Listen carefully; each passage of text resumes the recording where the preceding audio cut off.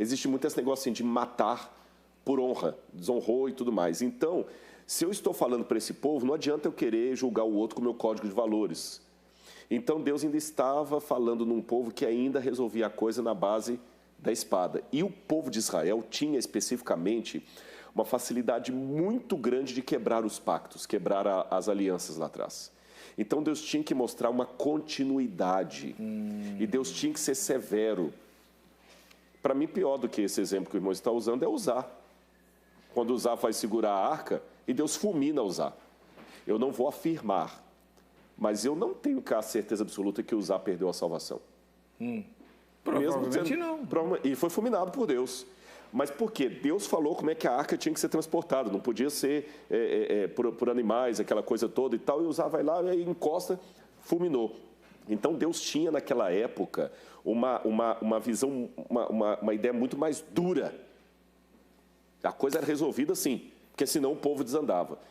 E a pergunta é por que tem episódios como esse de Uzá, como esse que o irmão citou lá de Davi, com Saul já morto, etc, etc. Porque naquele contexto, se Deus afrouxasse a regra com o povo, nós não estaríamos aqui como igreja hoje. O mundo todo tinha virado pagão. Porque mesmo Deus sendo tão severo, fulminando Nadab e Abiú dentro do templo porque levaram um fogo estranho, mesmo Deus tendo feito coisas tão assim fortes, o povo ainda ficava voltando para Baal, para Áshera, para Astarote, para os deuses da Babilônia, para os deuses do Egito. Imagina se Deus afrouxasse o cinto. Então Deus segurou o máximo que ele pôde para que o povo, pelo menos, sobrevivesse espiritualmente até formar a igreja. Hoje, Deus não age assim mais como no passado. E qual está sendo a realidade do povo de Deus hoje?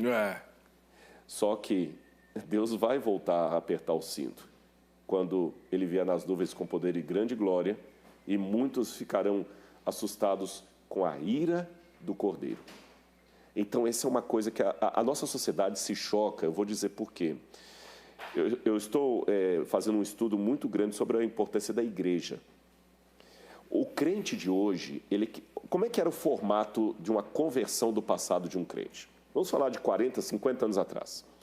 O sujeito primeiro conhecia a mensagem, se convertia, ele ouvia uma pregação à la Billy Graham. Você tem que entregar a sua vida a Jesus. Ele era batizado. Se ele fosse batizado numa igreja que batiza por imersão ou por aspersão, não importa. O batismo era: eu, como ministro do Evangelho, te batizo para a remissão dos seus pecados em nome do Pai, do Filho e do Espírito Santo. Ok? Aí ele passava por um período de desassocialização. Por quê? Se toda sexta-feira à noite ele ia para o bar tomar uma cerveja com os colegas e jogar sinuca, agora ele não vai mais para o bar. Ele vai para a igreja. E esses colegas do bar falavam assim: o Zé agora é crente. Ridicularizavam. Ele mudava o jeito de vestir, que agora ele começava a botar um terno, que ele nunca botou terno para ir para a igreja. Ele mudava o jeito de vestir, a mulher dele mudava o jeito de vestir. Aí ele perde esses amigos. Ele vai para a igreja. A linguagem dele muda e ele começa a ser reassocializado na igreja. Aí a filha dele agora começa a namorar um menino da igreja. Ele mudou. O processo hoje é diferente. Nós temos um evangelho hoje que é um evangelho de serviço. O mercado descobriu um nicho a ser conquistado, que é o cristão consumidor. Então você cria uma mega church, não há mais a pregação sobre pecado. Aí o crente de hoje, ele quer ser cada vez menos sectário, menos minoria, menos incomodado. Ele quer uma religião mais personalizada, com um culto que o atraia, um culto coach, um culto que fala mais de autoajuda e não mais de pecado. Então, esse crente de hoje está assustado com esse Deus da Bíblia. E ele mal interpreta a palavra Deus é amor e entende que Deus é amor, ele lê Deus é amor na linguagem de hoje. O que é ser amor hoje? Amor hoje é não proibir. Amor hoje é o amor que algumas emissoras de TV colocam nas novelas, nos seriados. É um amor que você não quer ter problemas sociais, você não quer mudar o seu jeito de vestir porque você virou crente. Então hoje acabou aquela época do cabelão, para mencionar os pentecostais, que você sabia a diferença de uma mulher crente e da não crente. Hoje não, a pessoa se torna crente e continua vestindo do mesmo jeito.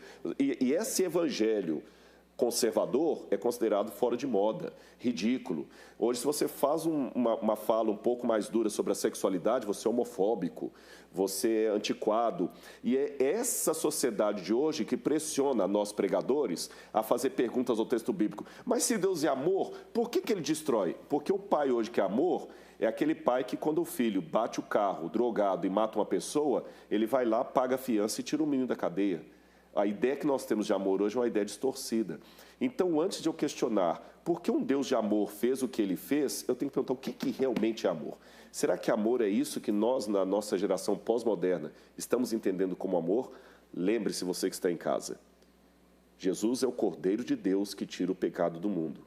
Mas, segundo Apocalipse, capítulo 6, existe a ira do Cordeiro. Deus também pode irar. Deus está mais interessado em salvar você do que uma mãe de tirar um filho de uma casa pegando fogo. Mas Deus não é um pai pós-moderno que vai tirar você da cadeia depois de tudo que você fez. Não. Ele vai deixar você lá, se você quiser.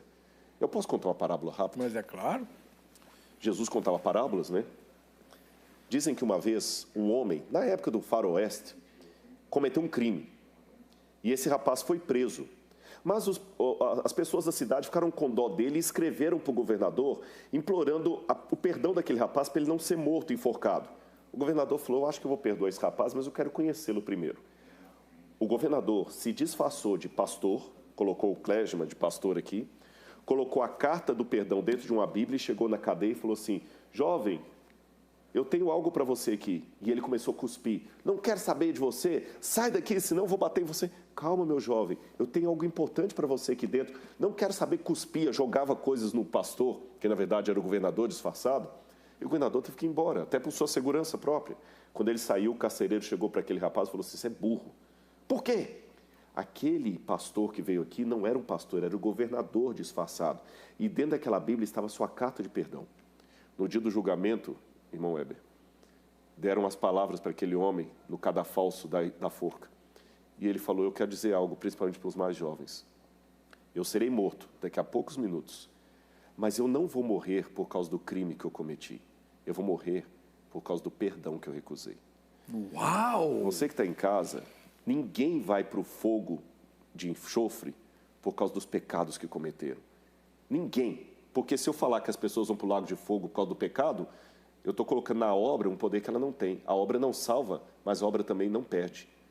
O que faz a pessoa se perder não é o pecado que ela cometeu, foi a graça que ele recusou.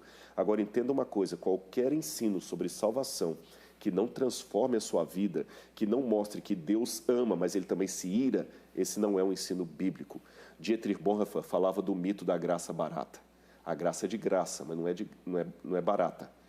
Então, essa é a coisa. Então, quando você lidar com o Deus do Antigo Testamento, que parece duro demais, pergunte, será que é Deus que é duro demais? Ou a educação de hoje que é demasiadamente frouxa? Uau!